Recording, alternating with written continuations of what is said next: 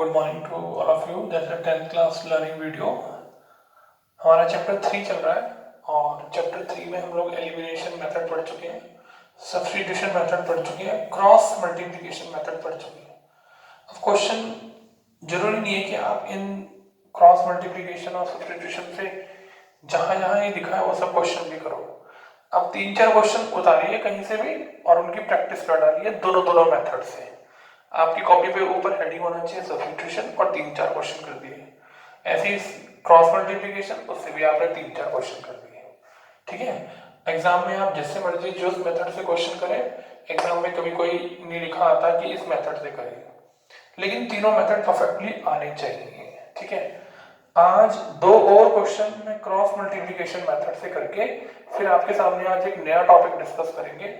हम लोग इस चैप्टर में जिस सीरियल में चल रहे हैं ना, आपको भी वैसे ही करना है। तो जो आज का टॉपिक है उसे कराने के बाद फिर हम लोग वर्ड प्रॉब्लम शुरू करेंगे, फिर ग्राफिकल मेथड करेंगे। तो जो टॉपिक आज हम डिस्कस करेंगे उसमें ग्राफिकल मेथड का भी टच है। चलिए फिलहाल हम दो क्वेश्चन करते हैं क्रॉस मल्टीप्लिकेशन से। आइए 3.7 एक्सरसाइज का 3.7 एक्सरसाइज के क्वेश्चन 7 का ये फर्स्ट पार्ट है, जिसे मैं आपके सामने डिस्कस कर चुका हूं, लेकिन मैंने याद करिए इस क्वेश्चन को एलिमिनेशन मेथड से किया था। अभी मैं इसको क्रॉस मल्टीप्लिकेशन मेथड से कर रहा हूं, जिससे आपको ये ना लगे कि बस खाली वो सिंपल वाले क्वेश्चन ही क्रॉस मल्टीप्लिकेशन से होते हैं। सब क्वेश्चन सब मेथड से हो सकते हैं। ठीक, तो आइए सबसे पहले इन दोनों इक्वेशन को ठीक करते हैं। अब देखिए ये दोनों इक्वेशन में स्टैंडर्ड फॉर्म में लिखने के लिए क्या करेंगे, px प्लस qy, और इन दोनों को इस साइड लाएंगे। दोनों के साइन अलग अलग चेंज नहीं करेंगे, ऐसे लिखेंगे ये p माइनस q से पहले प्लस है ना तो माइनस, और ऐसे लिखेंगे ब्रैकेट में p माइनस q। अगर आपने दोनों के साइन अलग अलग चेंज कर दिए तो आपको कैलकुलेशन में बहुत प्रॉब्लम आएगी, आप खुद ही कंफ्यूज हो जाएंगे। तो हम चाहते हैं कि हमारा समय बचे और हमारा काम आसान हो, उसके लिए हमें क्या करना पड़ेगा, इस पूरे p माइनस q को मैं एक साथ उठाकर लाया, तो ये पॉजिटिव था, इधर आकर क्या हो गया नेगेटिव। अब ये स्टैंडर्ड फॉर्म बन गई ax plus by plus c equal 0। ऐसी दूसरी इक्वेशन बनाते हैं, बताइए क्या बनेगी, qx माइनस का py और माइनस का साइन और ब्रैकेट में क्या p प्लस q इक्वल 0। ये देखो ये पूरा का पूरा p plus q right side से लेफ्ट साइड में आ गया। दोनों का अलग अलग साइन चेंज नहीं करना है, पूरी टर्म को एक साथ उठाकर लाना है और बाहर साइन किसका लगाना है, अगर पॉजिटिव है तो नेगेटिव, नेगेटिव है तो पॉजिटिव। ठीक है, ये देखिए अब ये स्टैंडर्ड फॉर्म आ गई। याद करिए जिन बच्चों ने कल क्रॉस मल्टीप्लिकेशन मेथड की अपने हाथ से प्रैक्टिस करी होगी, तो चार्ट बीच वाली टर्म से शुरू करते हैं और y के कोफिशिएंट को b बोलते हैं, x के कोफिशिएंट को a बोलते हैं। ठीक है, तो क्या बनाऊंगा चार्ट में b1 b2, थोड़ी सी जगह छोड़कर। b1 b2 के बाद नाम आता है किसका, b1 b2, इसके बाद नाम आएगा c1 c2, फिर थोड़ी सी जगह छोड़कर a1 a2। देखो b1 b2 c1 c2 a1 a2, फिर से b1 b2, ये देखो फिर से b1 b2। ठीक, चलिए वैल्यू पुट करते हैं। y के कोफिशिएंट का नाम b, b1 क्यों, क्योंकि फर्स्ट इक्वेशन है, और b2 क्यों, क्योंकि सेकंड इक्वेशन है। चलिए b1 की वैल्यू है q और b2 की वैल्यू है माइनस का p, माइनस मत भूल जाना। c1 की वैल्यू पूरा लिखेंगे माइनस ब्रैकेट में p माइनस q और माइनस का साइन और ब्रैकेट में p प्लस q। ठीक है, a1 की वैल्यू जो x का कोफिशिएंट है वो a1 p और यहां आएगा q, और b1 पहले भी लिख चुके q और यहां आएगा माइनस का p। ठीक, तो ये चार्ट हो गया। अगर इस चार्ट में आपने एक भी वैल्यू गलत सेलेक्ट कर ली तो समझिए आपका तो नीचे वाला सारा काम सब खराब हो जाएगा। तो ध्यान से समझ के करना है। अब फॉर्मूला लिखते हैं x अपॉन y अपॉन और 1 अपॉन। ठीक, ये फॉर्मूला है, तीनों के बीच में इक्वल का साइन है। अब x के नीचे मेथड का नाम ही क्या है, क्रॉस मल्टीप्लिकेशन मेथड। तो क्रॉस पहले ऊपर वाले की मल्टीप्लाई नीचे से और फिर नीचे वाले की करेंगे ऊपर से। अब ना डायरेक्ट मल्टीप्लाई करने से भी आपका क्वेश्चन गलत हो जाएगा, तो जल्दबाजी मत करना, पहला स्टेप बहुत ध्यान से करना है, पहले ऊपर से नीचे मल्टीप्लाई करना है। तो जब मैं क्यू को मल्टीप्लाई पी प्लस क्यू से करूंगा तो माइनस का साइन क्यू ब्रैकेट में पी प्लस क्यू, ध्यान से देखिए, और फटाफट बीच में किसका साइन लगाएंगे, माइनस का। ठीक है, अब ये देखो देखो मैंने इन दोनों ब्रैकेट को मल्टीप्लाई किया और साथ में माइनस लिख दिया और बीच में माइनस जो फॉर्मूले में आता है। ठीक, अब नीचे से ऊपर, अब जरा सोच के बताइए, जब मैं इन दोनों को मल्टीप्लाई करूंगा इसके साथ भी माइनस है और इसके साथ भी माइनस है, तो माइनस माइनस क्या हो गया, प्लस।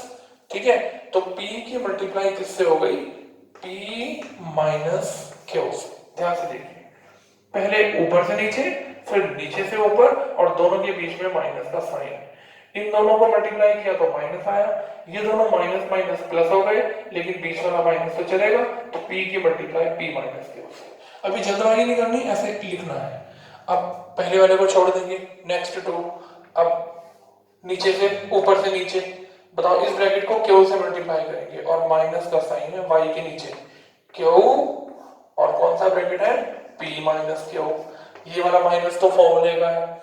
अब इन दोनों को मल्टीप्लाई करेंगे, P और P प्लस क्यू, जब ये वाला माइनस और ये वाला माइनस मिलेंगे तो क्या बन जाएंगे, प्लस, तो P और ब्रैकेट में P प्लस क्यू।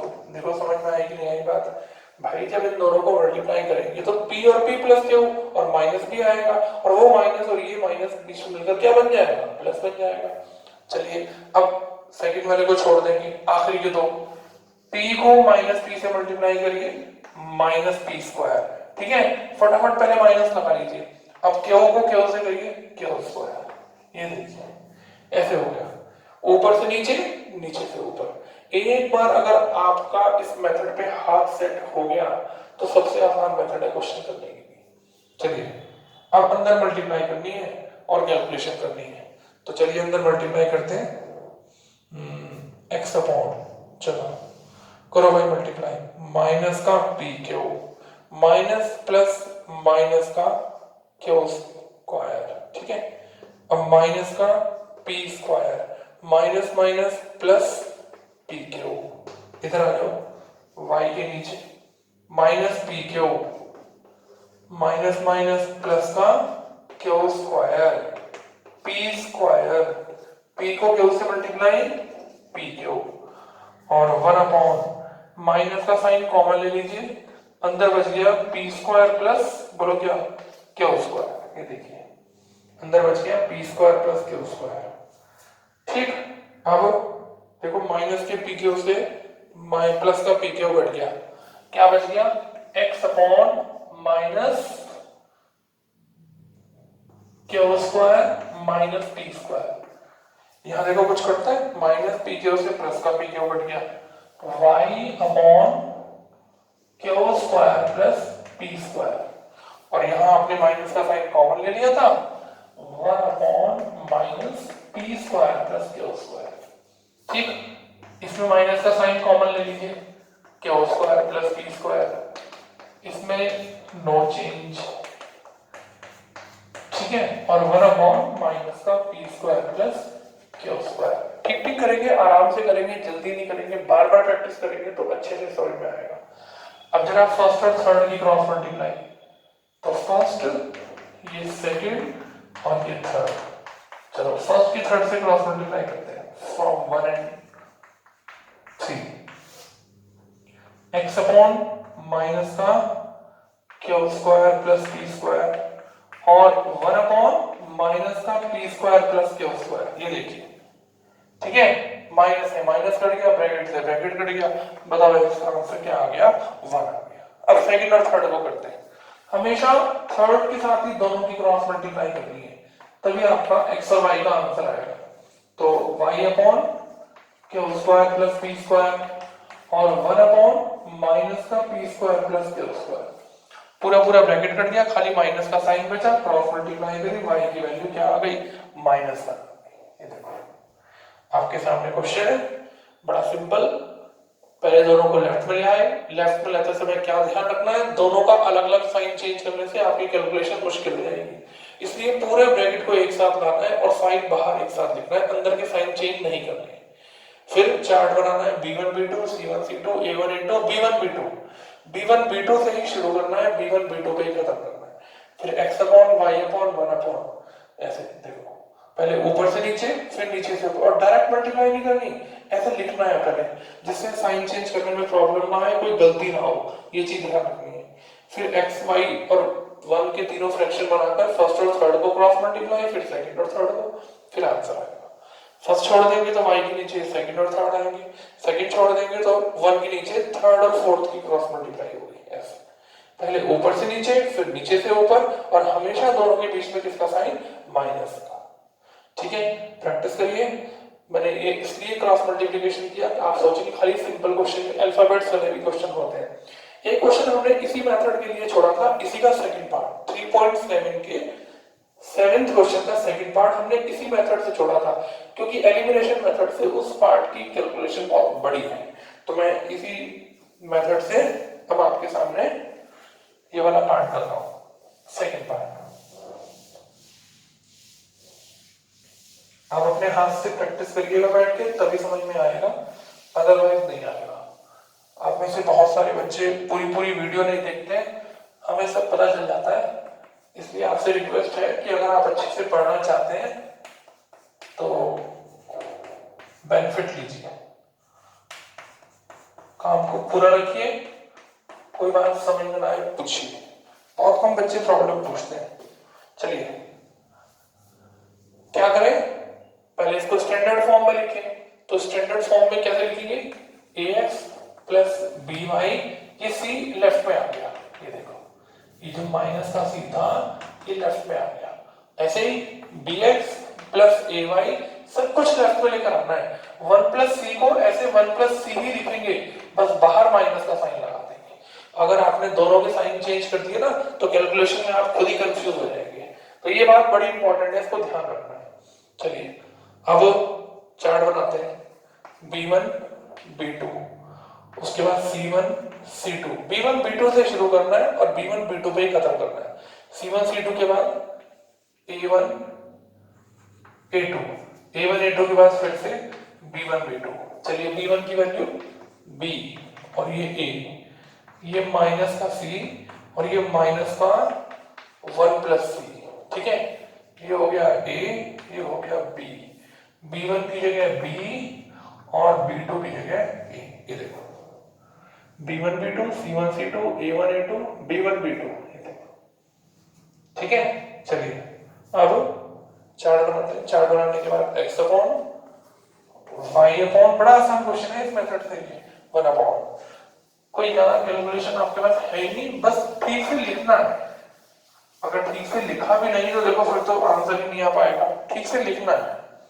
चलिए पहले ऊपर से नीचे मल्टीप्लाई करते हैं।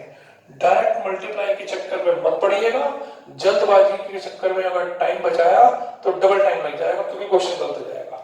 तो पहले ऊपर से नीचे मल्टीप्लाई करते हैं, इस ब्रैकेट को b से करना है, तो माइनस का साइन b और 1 प्लस c, फिर बीच में माइनस, देखो माइनस। अब a को मल्टीप्लाई करनी है माइनस c से, इसका माइनस और बीच वाला माइनस प्लस हो गया, a और c की मल्टीप्लाई हो गई ac।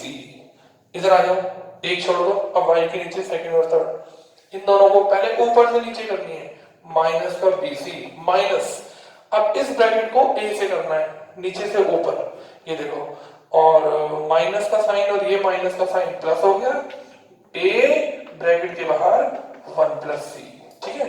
अब इन दोनों को छोड़ दो, अब ऊपर से नीचे पहले a स्क्वायर माइनस b को b से मल्टीप्लाई करेंगे तो क्या आएगा, b स्क्वायर, ठीक। बस अंदर मल्टीप्लाई करते हैं। चलो x अपॉन माइनस का b माइनस का bc प्लस का ac, y अपॉन माइनस का bc प्लस का a प्लस का ac, अंदर मल्टीप्लाई हो रही है, इसमें तो कुछ करना ही नहीं, a square minus b square, कोई कट नहीं रहा, कुछ कॉमन नहीं है तीनों में, कुछ है ही नहीं, बस ये आपके आंसर आने का लास्ट स्टेप है।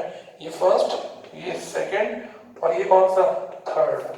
आइए सबसे पहले कौन सा लें, फर्स्ट और थर्ड लिख लेते हैं पहले, बताओ भाई क्या है, x अपॉन माइनस का b माइनस का bc और प्लस का ac, और ये है 1 upon a square minus b square, cross multiply कर दो, देखो कितना आसान, ये ऊपर ले जाओ, minus B C plus A C upon A square minus B square, answer आ गया आपका। देखो यानी कितना आसान, बस इसको इसके साथ लिखकर क्रॉस मल्टीप्लाई करनी है। जब इस पूरे की क्रॉस मल्टीप्लाई 1 से करोगे यही तो आएगा, और नीचे लिखा हुआ है ए स्क्वायर माइनस बी स्क्वायर, कोई कुछ कट नहीं रहा, कोई कुछ कॉमन नहीं है, बस ये आंसर हो गया आपका। ठीक है, अब क्या करें, सेकंड और थर्ड। देखो कितना इजी है, कोई जनरल कैलकुलेशन नहीं, y अपॉन माइनस का बी सी प्लस का ए और प्लस का ए सी और 1 upon A square minus B square. ये देखो बस, कोई कुछ कैंसिल नहीं है, कुछ कॉमन, तीनों में देखो कोई कुछ कॉमन नहीं है, कुछ कट जाए कुछ हो जाए, बस क्रॉस मल्टीप्लाई करो, y ये उधर चला गया माइनस बी सी प्लस ए प्लस का ए सी अपॉन क्या होगा ए स्क्वायर माइनस बी स्क्वायर। देखो कितना आसान। एनसीईआरटी में बच्चे इसको मैच करते हैं तो ये उल्टा लिखा हुआ है, उसने इसलिए उल्टा लिखा हुआ है, तीनों में से माइनस कॉमन लेंगे, इसको कॉमन लेंगे माइनस, तो ये भी उल्टा हो जाएगा और माइनस से माइनस कट जाएगा। क्या जरूरत है हमें, क्या कुछ करना है, बस ये हमारा आंसर हो गया। हम क्यों इसे उल्टा करें, क्यों माइनस कॉमन ले, ये हमारे एग्जैक्ट आंसर हो गए। देखिए ठीक है, आगे क्रॉस मल्टीप्लिकेशन मेथड समझ, तो जरूरी नहीं कि आप एनसीईआरटी के क्वेश्चन छांट के कहीं से एक्सरसाइज पे जो लिखना, आप 4-5 क्वेश्चन की प्रैक्टिस करो, ऊपर हेडिंग क्रॉस मल्टीप्लिकेशन डालो, खत्म। ऐसे सब्स्टिट्यूशन की प्रैक्टिस करो। ठीक है, अब हम नया टॉपिक डिस्कस कर रहे हैं, जरा ध्यान से समझिएगा इस टॉपिक को। समझ में आ गया? ठीक है, बाकी के पार्ट्स भी आप ऐसे कर सकते हैं। ठीक, अच्छा वो फिफ्थ पार्ट कैसे करेंगे, एडिंग और सब्ट्रैक्टिंग वाला इसी का, पहले एक बार ऐड करेंगे फिर एक बार सब्ट्रैक्ट करेंगे। जो थर्ड और फोर्थ नई दो इक्वेशन बनेगी ना, उन दोनों पे क्रॉस मल्टीप्लिकेशन मेथड लगाएंगे, तब वो क्वेश्चन होगा। ऐसे मत कर देना स्टार्टिंग से ही। चलिए अब हम आज आपके सामने एक नया टॉपिक डिस्कस कर रहे हैं, जरा इस टॉपिक को ध्यान से समझिएगा, खूब इंपॉर्टेंट ये टॉपिक है, ध्यान से समझिएगा।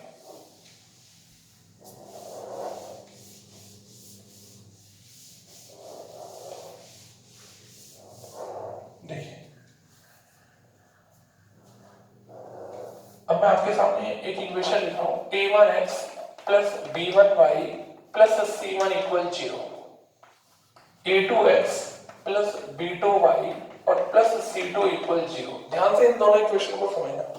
ठीक है, देखिए ये स्टैंडर्ड फॉर्म है इक्वेशन की, ax plus by plus c equal 0। अब दो इक्वेशन है तो मैंने इसमें a1 डाल दिया, इसमें a2, इसमें b1, इसमें b2, इसमें c1, इसमें c2। ठीक है, अब जैसे दो इक्वेशन लिख लेते हैं आपके सामने, 2x प्लस 3y प्लस के 7 इक्वल 0 और 3x माइनस का 5y माइनस 11 इक्वल 0। ठीक, चेक करिए ये a1 कौन होता है, a1 जो x के साथ लिखा रहता है उसका नाम a1 है। ऐसे ही a2 पहली इक्वेशन है तो 1, दूसरी इक्वेशन है तो 2। अब बताइए इफ, देखो case first, if a1 upon a2 और b1 अपॉन b2, चेक करो यहाँ a1 अपॉन a2 का क्या आंसर है, 2 अपॉन 3, और यहाँ क्या आंसर है 3 अपॉन माइनस का 5। ठीक, अगर ये दोनों आपस में इक्वल ना हो, देखो 2 अपॉन 3 और 3 अपॉन माइनस 5 का रेशियो आपस में इक्वल थोड़ा है, तो जिन दो इक्वेशन में a1 अपॉन a2 और b1 अपॉन b2 इक्वल नहीं होंगे, देखो वहां there is यूनिक सॉल्यूशन। क्या मतलब होता है यूनिक, ये सॉल्यूशन का नाम होगा यूनिक।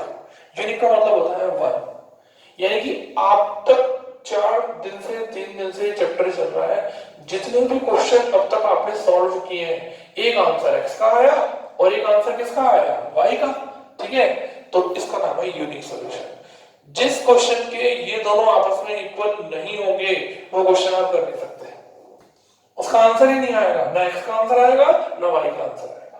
तो अगर आप चाहते हैं कि दो इक्वेशन एलिमिनेशन मेथड से करें, चाहे सब्स्टिट्यूशन से करें, चाहे ग्राफिकल से करें, चाहे क्रॉस मल्टीप्लिकेशन मेथड से करें, ये दोनों नॉट इक्वल होने चाहिए। कौन दोनों, जो इक्वेशन आप कितने सारे क्वेश्चन कर लिया आपने, आप किसी का भी a1 a2 और b1 b2 का रेशियो निकाल के देख लो, आपस में नॉट इक्वल है। कोई भी निकाल के देख लो, कोई भी। ऐसे सॉल्यूशन का नाम है यूनिक सॉल्यूशन। और इसका एक और नाम है जिसको बोलते हैं वन सॉल्यूशन ऐसे, ठीक है। एक और नाम है जिसे बोलते हैं कंसिस्टेंट ऐसे, कंसिस्टेंट, कंसिस्ट हुआ यानी कि काम हुआ, काम हुआ तो इसका मतलब आंसर आया। अब जब मैं इन दोनों का ग्राफ बनाऊंगा, मान लिया मैंने इस इक्वेशन के पॉइंट्स नोट किया और ग्राफ बना दिया, ऐसे दूसरी के बना दिया, तो ये दोनों के दोनों एक दूसरे को एक सिंगल पॉइंट पे कट करेंगे। देखो इसी सिंगल पॉइंट का नाम है यूनिक सॉल्यूशन यानी कि वन सॉल्यूशन। इसे बोलते हैं इंटरसेक्टिंग लाइंस। ये देखिए इंटरसेक्टिंग लाइंस, ठीक है। तो कब होगा इंटरसेक्टिंग लाइन? मान लिया आपने ग्राफ में इन दोनों इक्वेशन को बनाया, तो आप चेक कर लेना कि उनकी a1/a2 और b1/b2 का क्या रेशियो आ रहा है। अगर वो नॉट इक्वल आ रहे हैं तो आपको पता चल जाएगा कि जो ग्राफ आप बना रहे हैं उसकी दोनों इक्वेशन कहीं ना कहीं एक दूसरे को काटेगी। और कितने पॉइंट पे काटेगी? एक ही पॉइंट पे काटेगी। उस एक पॉइंट का नाम क्या है? Unique solution. देखो एक बने यूनिक, एक आंसर यहां से परपेंडिकुलर ड्रॉ करेंगे x का आएगा, देखो एक परपेंडिकुलर ड्रॉ करेंगे x का आंसर आएगा, एक परपेंडिकुलर ड्रॉ करेंगे तो y का आंसर आएगा। ये सब हमें कहां काम आएगा? जब हम ग्राफ बनाएंगे। तो मैं तो फिलहाल ये वाला फॉर्मूला याद कर रहा हूं कि जब भी किसी दो इक्वेशन के a1/a2 और b1/b2 इक्वल नहीं होंगे उस सॉल्यूशन का नाम यूनिक सॉल्यूशन होगा और उसका ग्राफ इंटरसेक्टिंग लाइंस आएगा। ये देखो नाम हो गया कंसिस्टेंट यानी कि इंटरसेक्टिंग लाइंस। वन सॉल्यूशन भी बोलते हैं, कंसिस्टेंट भी बोलते हैं। कंसिस्ट माने काम हुआ, ठीक है। केस 2 में देखो क्या होगा। केस 2 में इफ मान लिया a1/a2 और b1/b2 ये दोनों आपस में इक्वल हो, लेकिन ये c1/c2 के इक्वल ना हो, तो सॉल्यूशन का नाम होगा देयर इज, बताओ भाई क्या नाम होगा? No solution. नो सॉल्यूशन यानी कि इसको काम नहीं हुआ तो इसका एक नाम पड़ गया इनकंसिस्टेंट। ये देखो किसी भी इक्वेशन, अब देखो यहाँ पर 2/3 है और यहाँ पर है मान लिया 2/6 ले लो, कट के 1/3 आएगा और यहाँ पर 3/9 ले लो। देखो बताओ a1/a2 कट के क्या बच गया? 1/3 और ये भी कट के क्या बच गया? 1/3। तो दोनों का रेशियो सेम आ गया, लेकिन ये तीसरे रेशियो के इक्वल नहीं है। अब आप मुझे इस क्वेश्चन को करके दिखा दो, मैं आपको